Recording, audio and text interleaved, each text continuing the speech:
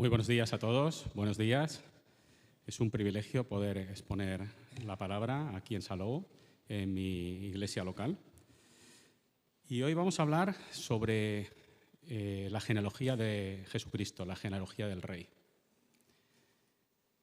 Es un texto que, por lo menos yo, muchísimas veces paso de largo. No sé si os pasa a vosotros. Cogemos y directamente vemos un montón de nombres. ¿Y qué hacemos? Arrancamos en el versículo 18. Pero 2 de Timoteo 3:16 nos dice que toda la Biblia es inspirada por Dios, esto es, soplada por Dios. Entonces, si toda la Biblia es soplada por Dios, convenimos que la genealogía es parte de la Biblia, ¿no? Pero yo al menos veo un montón de nombres y digo, arranco ya con el nacimiento y yo ya esto lo dejo de lado, que está un poco complicado y la mitad no sé de quién son. Pues no, hoy vamos a hablar sobre esto y lo que me gustaría, sobre todo, y el propósito de esta predicación, es crear ese gusanillo, esas ganas de profundizar, esas ganas de que conozcamos más a nuestro Señor para darle la gloria, para darle la honra y para obedecerle y servirle. No solo un conocimiento intelectual, sino llevarlo a la práctica y poder obedecerle y servirle. Si consigo que salgan de aquí con esas ganas, la verdad, espero que se haya cumplido el propósito de la predicación. El orden no es casual de que empiece con esta genealogía. Y lo vamos a ver. Y me gustaría que nos sumergiéramos en la genealogía y la vamos a dividir, lo que sería la exposición, en 5 partes. Con el objetivo de crear esa pasión por conocer al Señor, obedecerle y servirle.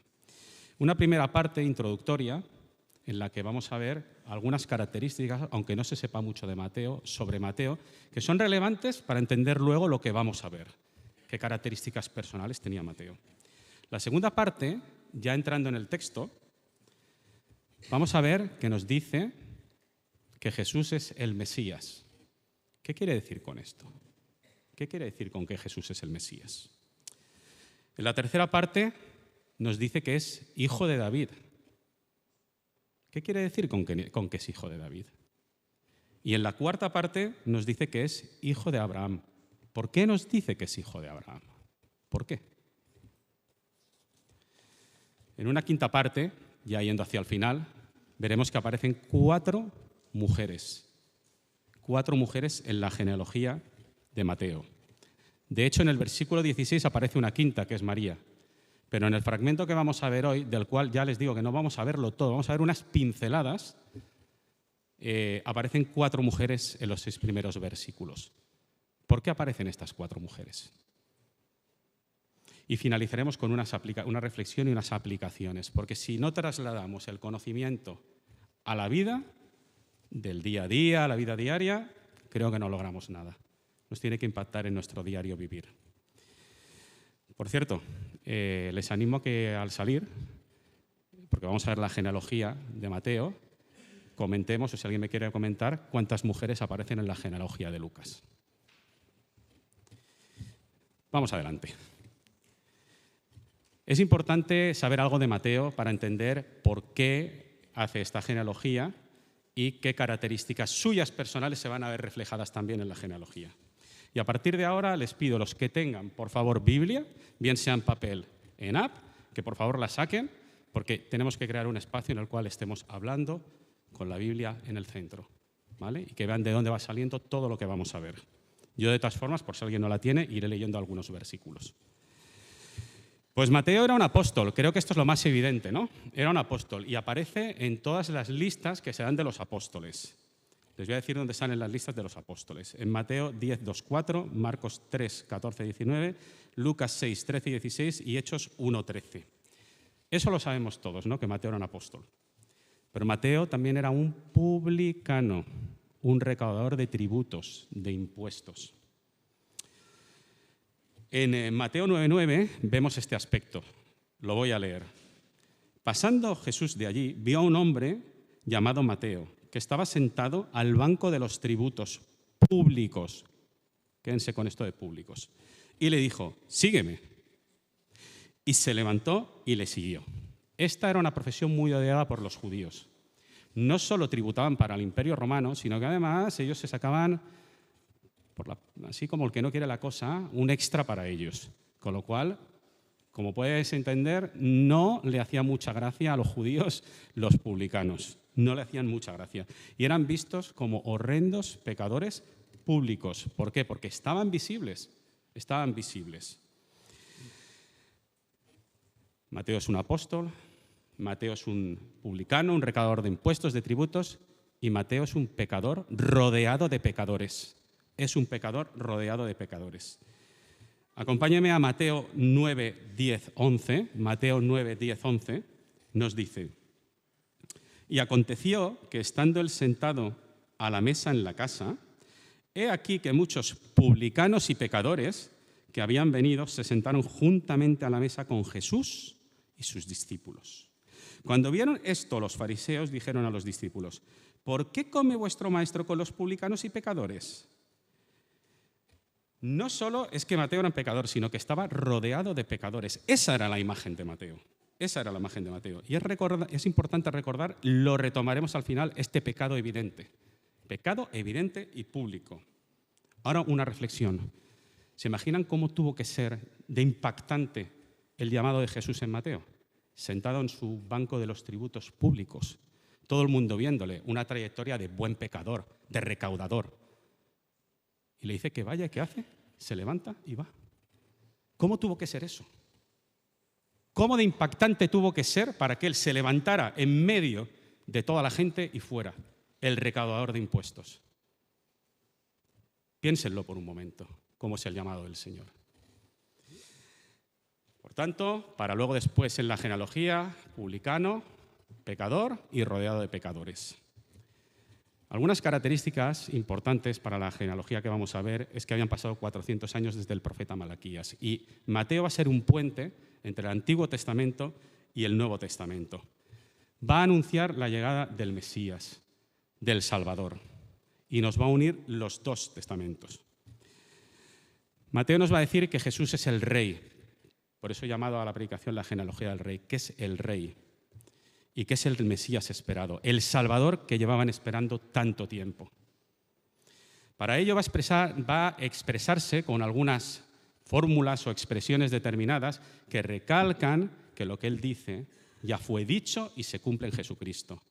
Si me acompañan al versículo 1.22 del Evangelio de Mateo, nos dice, versículo 1.22, nos dice, para que se cumpliese. En el versículo 2.5 nos dice, porque así está escrito. ¿Van viendo cómo habla Mateo? Para que se cumpliese, porque así está escrito. Y en el versículo 2.17 nos dice, lo que fue dicho, para que se cumpliese, porque así estaba escrito, lo que fue dicho. ¿Qué nos está diciendo? Aquello que estaba anunciado, hoy se cumple en Jesucristo. Hoy se cumple en Jesucristo. Mateo quiere dejar claro, por tanto, que Jesús es el Mesías y que todos los profetas que anunciaron ese Salvador, ese Rey, ahora ha llegado su cumplimiento. El Evangelio de Mateo normalmente se dice que es un evangelio orientado o fundamentalmente centrado en los judíos. Y esto lo evidencia con la genealogía que vamos a ver y con el cumplimiento de las profecías que hemos visto. Pero luego veremos más adelante que no solo en los judíos, y es una parte importante de lo que quiero hoy comentar. Por ello vamos a ver que hay cumplimientos de profecías que se dicen en el Antiguo y que luego se cumplen en el Nuevo. Y voy a poner un ejemplo, y hay muchísimos, ¿vale? En Isaías 7.14, si lo quieren buscar, Isaías 7.14 nos dice, por tanto, el Señor mismo os dará señal. He aquí que la Virgen concebirá y dará a luz un hijo, y llamará su nombre Emmanuel. Y ahora vamos a ver Mateo 1, del 21 al 23. ¿Qué dice respecto a Isaías 7.14? Mateo 1, del 21 al 23.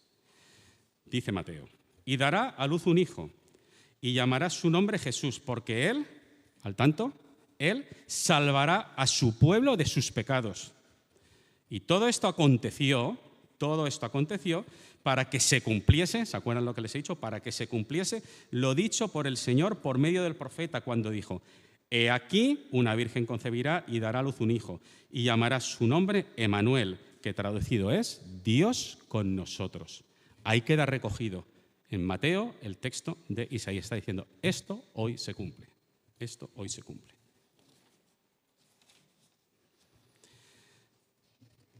Avanzo que, aunque sea orientado a los judíos, es un evangelio que también va dirigido a los gentiles. Y esto lo vamos a ver al final de la predicación, y recordaré para retomar que he dicho al principio que también va dirigido a los gentiles, esto es, a nosotros. Buenas noticias para nosotros también buenas noticias para nosotros. Vamos a ver ahora que Jesús es el Mesías. Estamos en el versículo 1. A los ojos nuestros del siglo XXI, las genealogías, las historias de parientes, la verdad es que no son muy populares y a veces se atragantan un poco, ¿no? Cogemos la genealogía de Jesús y decimos, uy, cuánto nombre aquí, ¿no? Y no son hoy en día algo relevante para la mayoría de la gente. Puede ser que para algunas sí, ¿no? Sin embargo, para el oyente judío no solo era relevante, les interesaban y era importante. Les interesaban mucho las genealogías, saber de quién venían esas historias. Conocer las genealogías para ellos, repito, no solo era relevante o les interesaba, sino que era importante. Por ejemplo, en Esdras 2, 62-63, vemos que al regreso de Babilonia, en el libro de Esdras, los que no podían demostrar su ascendencia hasta Aarón quedaban excluidos del sacerdocio. ¿Ven que eran importantes? Tenían que demostrar su ascendencia hasta Aarón. Entonces las genealogías eran importantes. Y en Números 33-54 nos dice que la distribución de las tierras de Canaán se hizo por casas, familias y tribus, como establecía la ley de Moisés.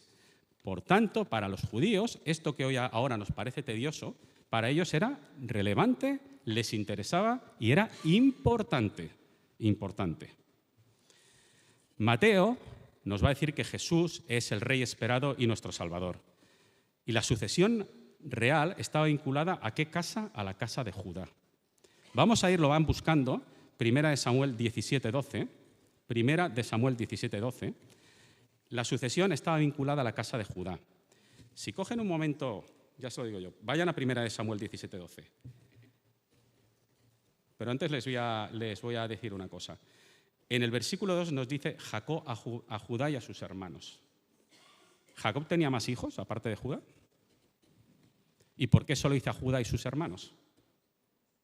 No dice ninguno más. ¿Es por casualidad? Jacob a Judá y a sus hermanos. Solo nombra a Judá.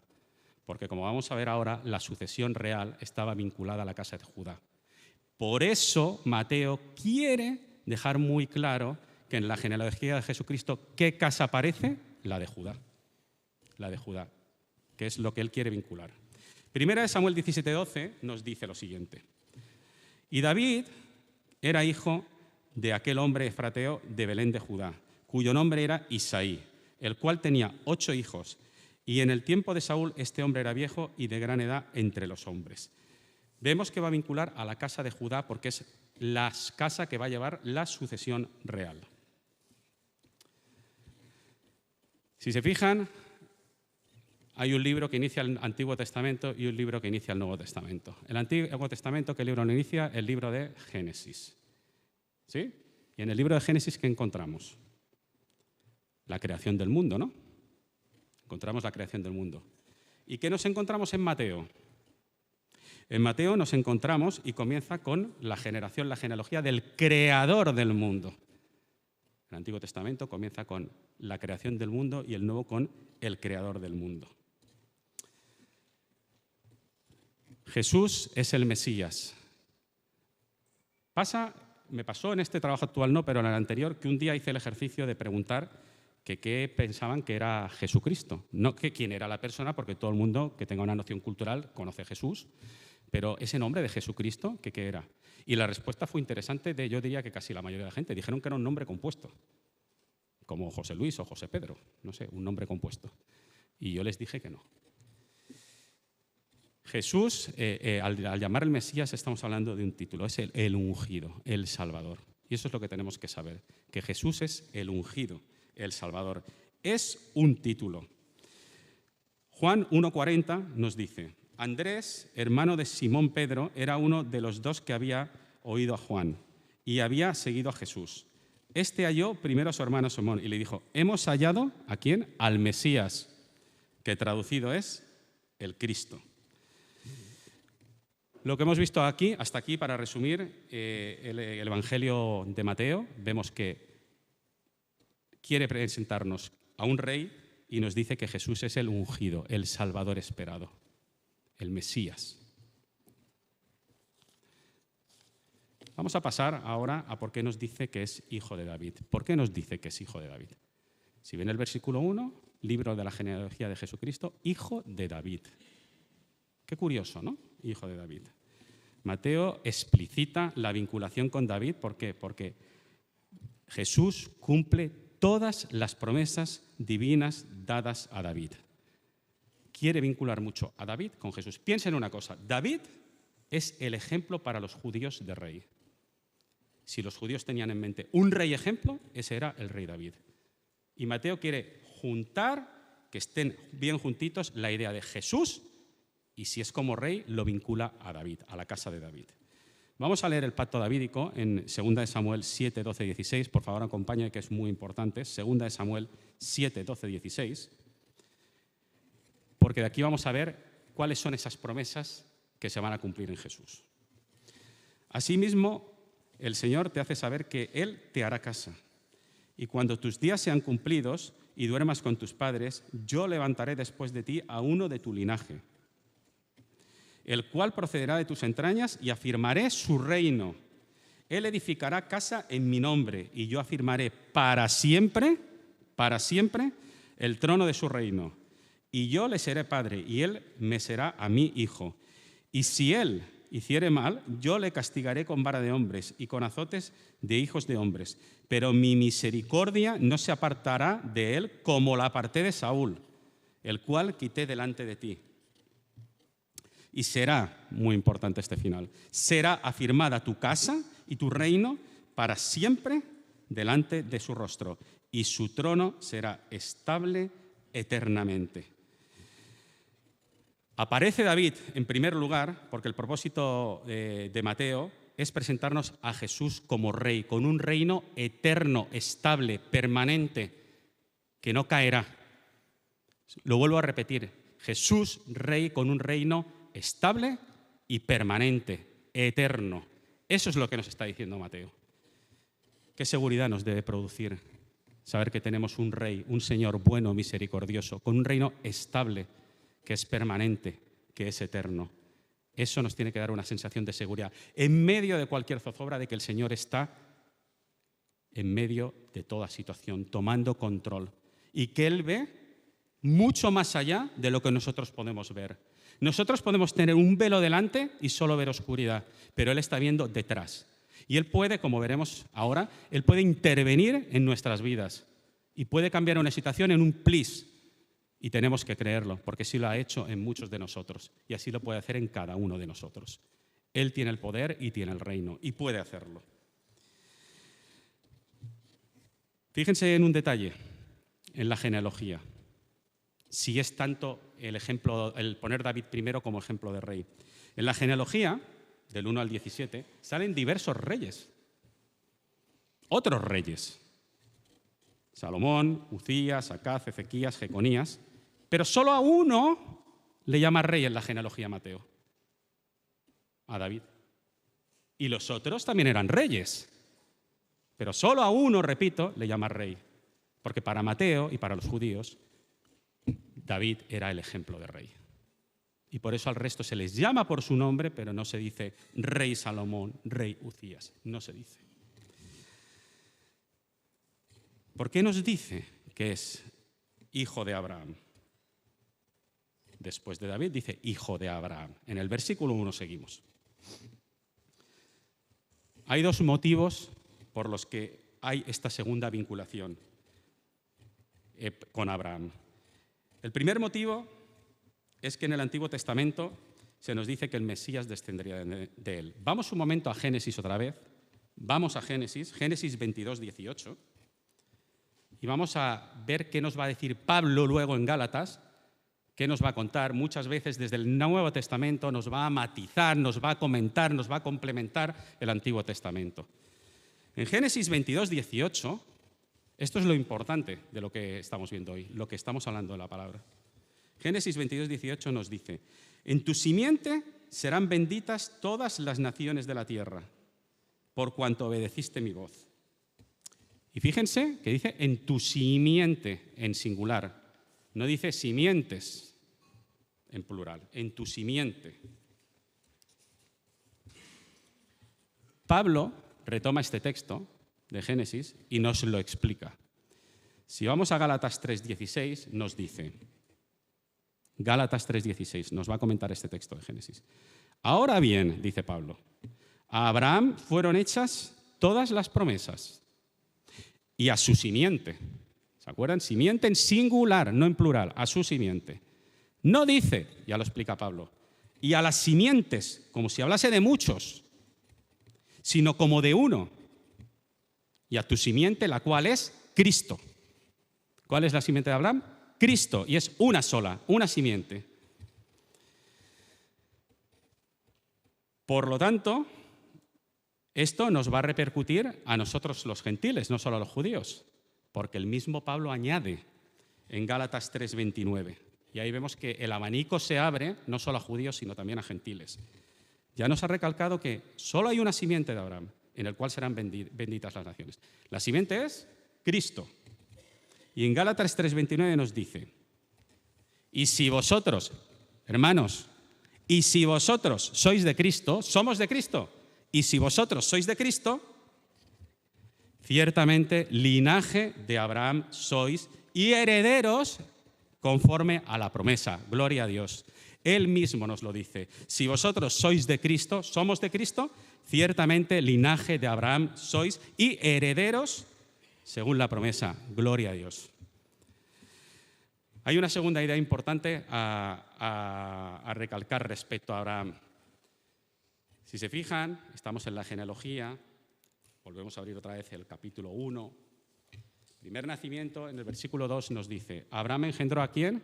A Isaac. Este es el primer nacimiento. ¿Cómo fue el nacimiento de Isaac? ¿Abraham y Sara podían tener hijos? Un poco difícil, ¿no? Estaban mayores. ¿Podían tener hijos? Fue un nacimiento sobrenatural. Un nacimiento que en principio no podía ser. Pero Dios interviene y el nacimiento se produce. Ese es el primer nacimiento en la genealogía. ¿Y cuál es el último nacimiento de la genealogía? El de Jesús. ¿Y cómo fue ese nacimiento? ¿Podía producirse? ¿O fue sobrenatural? Primer nacimiento y último nacimiento sobrenatural. Tiendo a minimizar mucho cuando hablamos de algo sobrenatural, pero la Biblia está llena de historias sobrenaturales, de intervenciones de Dios. Y así debemos creerlo. Y es importante recalcar esto, el primero y el último nacimientos sobrenaturales. Vamos encarando la última parte de la predicación y es una parte que a mí me parece muy relevante. Ya hemos visto cómo, aparte de los judíos, también nos abarca a los gentiles, como hemos estado viendo, en tanto y cuanto herederos. Aparecen cuatro mujeres en estos primeros 6 versículos. De hecho, aparece en el versículo 16 una quinta, que es María. Aparecen 4 mujeres. Se trata de Tamar. Voy a decir dónde pueden encontrar sus historias para si ya después de esto quieren retomar e ir hurgando un poco y mirando un poco las historias de cada una de ellas. De Tamar, que lo pueden encontrar en Génesis 38, de Rahab, en Josué capítulos 2 y 6, y algunos matices en Hebreos 11, 31 y Santiago 2:25, Ruth, en el libro de Ruth, y Betsabé, la mujer de Urías, en 2 de Samuel 11. Y estas 4 mujeres, Tamar, Rahab, Ruth y la mujer de Urías, que nos dice, porque no dice el nombre, tienen 2 grupos de características especiales. Un primer grupo de características, las 4 mujeres, es muy evidente y el otro no es tan evidente. Voy a explicar el evidente y el menos evidente, y el que más me importa es el menos evidente. El más evidente es que estas 4 mujeres están marcadas por el pecado. Estas 4 mujeres están marcadas por el pecado, la inmoralidad y la idolatría. Tamar Incesto. A veces hablamos del pecado, decimos las cosas y son gravísimas, pero las decimos muy así, muy rapidito, ¿no? Rahab, prostitución. Ruth, que era moabita y eran idólatras e inmorales sexuales. Betsabé, adúltera. Al principio de la predicación les dije que, si lo recuerdan, que una de las características de Mateo era que era un publicano, pecador y rodeado de pecadores. Pues esto él lo tiene muy presente en su genealogía. Y en la genealogía de Jesús salen pecadores. Salen pecadores. Incesto, prostitución, inmoralidad sexual, idolatría, adulterio, característica común de estas 4 mujeres. La más evidente, quizá. Pero hay un aspecto menos evidente e importante para todos los que estamos aquí, para todos, desde allí hasta allí. Y es que estas 4 mujeres eran gentiles. Estamos hablando de un evangelio centrado en los judíos, no, eran gentiles. Tamar era cananea. Rahab de Jericó. Ruth era moabita, como hemos dicho antes. Y la única que pudo ser israelita era Betsabé. Pero ahora, por favor, vamos un momento a la genealogía. Acompáñenme. Betsabé pudo ser israelita. Versículo 6 nos dice: y el rey David engendró a Salomón de la que fue mujer de Urías. No le llama por su nombre. No le llama por su nombre. ¿Podemos creer que Mateo supiera que se llamaba Betsabé? ¿Y por qué no le dijo su nombre? Si es lo más fácil, ¿no? Estás diciendo su nombre. No, dijo la mujer de Urías. Y resulta que Urías era eteo, hitita. Él también era gentil, él no era judío. Qué curioso que no la llame por su nombre y la llame le diga la mujer de Urías. ¿Por qué? Porque él también era gentil. Estamos ampliando, vemos que Mateo amplía el enfoque mucho más allá también. Y vemos que nos abarca a todos nosotros. Nos abarca a todos nosotros. En resumen, Jesús es el rey, es lo que nos está diciendo Mateo en esta genealogía. Jesús es el rey, un rey para siempre y con dominio universal. ¿Se le escapa algo en cada una de nuestras vidas? ¿Se le escapa algo? No, es un rey para siempre, no para un poco de tiempo, y con un dominio universal de todo. Y eso nos tiene que generar confianza. En él se cumplen todas las promesas de David y de Abraham. Y eso incluye, además, a nosotros, a los gentiles. Nos incluye a nosotros. Me gustaría hacer una reflexión final y espero haber generado ese deseo, esa pasión por indagar un poco. Y es que en esta genealogía, si la leen, van a encontrar muchos detalles, muchos matices, muchas pequeñas historias que son relevantes. Pero vamos a encontrar en esta genealogía soberanía. Soberanía porque Dios, cuando Él quiere, interviene. Dios intervino en la historia humana. Se lo repito, intervino en la historia humana. No tenemos un Dios impasible, tenemos un Dios que interviene en la historia humana. Y proveyó a todos nosotros, nos proveyó de ese Salvador que tanto necesitamos. Dios intervino y nos proveyó del Salvador que tanto necesitamos. Vemos soberanía, pero también vemos gracia.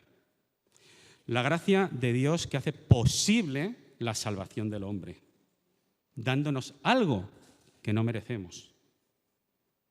Soberanía, gracia, pero vemos también misericordia. Misericordia porque nos libera de la muerte y nos da vida eterna. Por tanto, no nos dio lo que nos merecíamos, porque nos salvó de la muerte y nos dio vida eterna. No nos dio lo que nos merecíamos. Soberanía, gracia, misericordia. También vemos esperanza. Sabemos que el que no tiene a Dios carece de esperanza, pero nosotros tenemos a ese Señor eterno y con un dominio universal. Y en Él tenemos que descansar. Y en Él está nuestra esperanza. Él es nuestra bandera. Él es nuestra esperanza. Y no hay nada más. Él es nuestra esperanza. Soberanía, gracia, misericordia, esperanza. Vemos también unión. podemos ver en Mateo que se amplía ese abanico y que nos incluye a nosotros. Las barreras han caído y tenemos que estar todos unidos, todos unidos. Acuérdense del ejemplo de las mujeres. Y vemos fidelidad.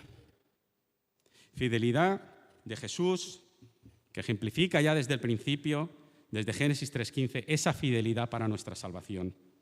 Esa fidelidad tan importante, esa fidelidad que hace que aunque nosotros seamos infieles, Él sigue siendo fiel. Que aunque nosotros cada día fallemos, Él sigue estando ahí.